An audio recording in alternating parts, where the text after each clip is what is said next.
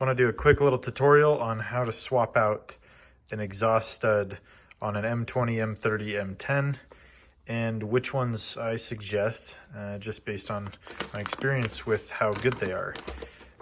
These are from Ireland Engineering. They are the correct thread pitch and length as the original stud. So this is one of the studs that has pulled out. This is one of the new Ireland Engineering ones. You can find these kind of anywhere. There's different places online that have them. Car McMaster has these. They're kind of everywhere, but it's difficult to find them with the Allen key on the end there, and that makes it quite easy to install. So I just have it propped up here on this flange, but when you go to install them, you can just put an Allen key in, twist them in. Makes it really nice and simple. Otherwise, you'd have to thread them in as far as you can and then take two nuts. You butt them up against each other, so you thread one on and then you butt the other one up, and then you use them when they're jammed together to twist in the entire stud.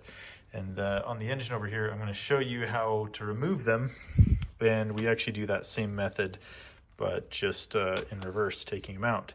But what's nice is they come with this nice copper coated nut that's like the OEM style. They look just like the originals, same 12mm hex to take them out, and they're just good quality. So let's go over to the engine and I'll show you how to swap them out.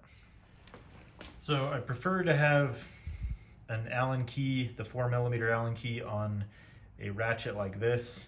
Just makes it a little easier to get into a tighter space than a big long Allen key. I tried this, and these are just a little too long.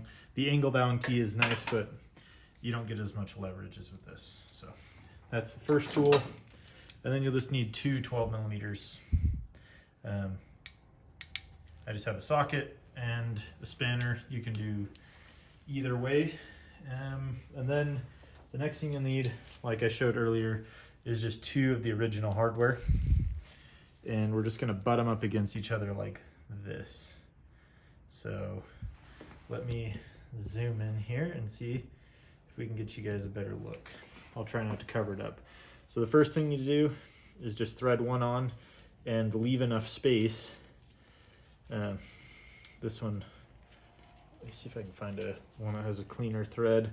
Not all these are made equal, and sometimes it's the thread on the actual stud that's gone bad and makes it hard, but it sounds like it was the nut on this one. So if you look right there, you just leave enough to put another nut on, and just thread this guy on like that. And they'll spin together until they're locked to each other. So what you need to do now is hold the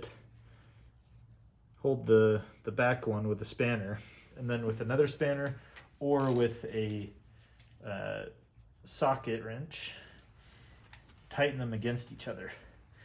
So make sure they're nice and tight. Sometimes they'll still try to spin together, but usually all you have to do once they're locked together like this is just gently spin like this, and the old one comes out. And then once it gets easy enough, you can usually do it by hand, just like that, and voila, you've removed it. And then you just take these nuts off and repeat the process. And then to put the new one in, I always like to get a little bit of anti-seize.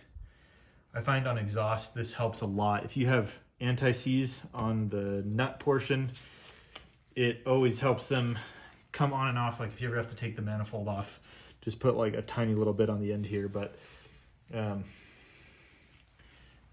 we're just gonna take a little bit here. You don't need much, just like a little bit to coat it, and just thread this guy in. Make sure it's nice and straight. And then you're gonna take this guy and just drive it in.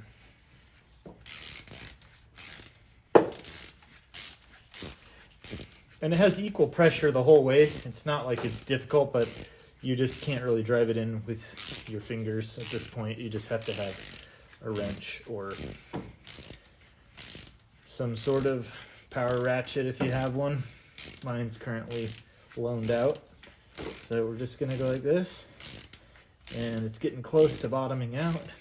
And you don't have to go crazy with it. You just need to make sure that when it gets close, like right there, you'll just feel it have some tension. That's it. So there you go. That's how you swap them out. And then you just continue the process 12 more times on a straight 6, or if you got an M10, same deal. But it's always a good little maintenance item, especially if you're doing a new turbo manifold. It'll just guarantee that you have good studs to make it connect to. The other thing is when you have brand new threads and brand new nuts, it makes it very easy to put the manifold on and not get frustrated. So anyway, thought I'd show that. It's kind of a fun little tutorial. Enjoy. Thanks.